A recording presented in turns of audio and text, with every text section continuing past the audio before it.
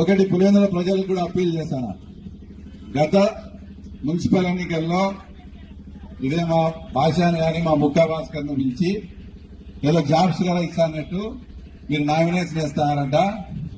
తర్వాత మీకు గంజాయి కేసు కావాలా, అతను మట్కా కేసు కావాలా, క్రికెట్ బెట్టింగ్ కేసు కావాలా, యాది కావాలా మీరే తేల్చుకోవాలని మాట్లాడినారు ఇదే పోలీసులు. మేము ఆ రకంగా కూడా చేయం. మొన్న జెడ్పీటీసీ ఎలక్షన్స్ లో ఏ రకంగా నామినేషన్ చేసి మీరు ఎలక్షన్ జరుపుకున్నారో అదే రకంగా నామినేషన్లు ఇచ్చి పులివెందుల ప్రజల మద్దతు మాకుంది.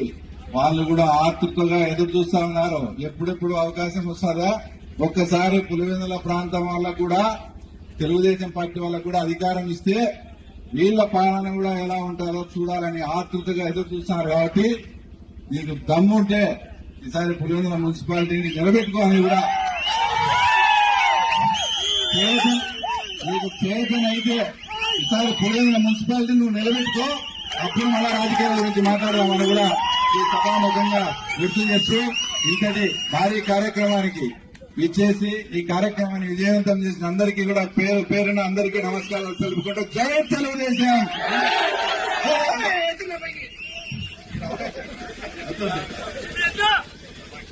జై కూటమి, జై పవన్ కళ్యాణ్, జై నరేంద్ర మోడీ, జై చంద్రబాబు నాయుడు.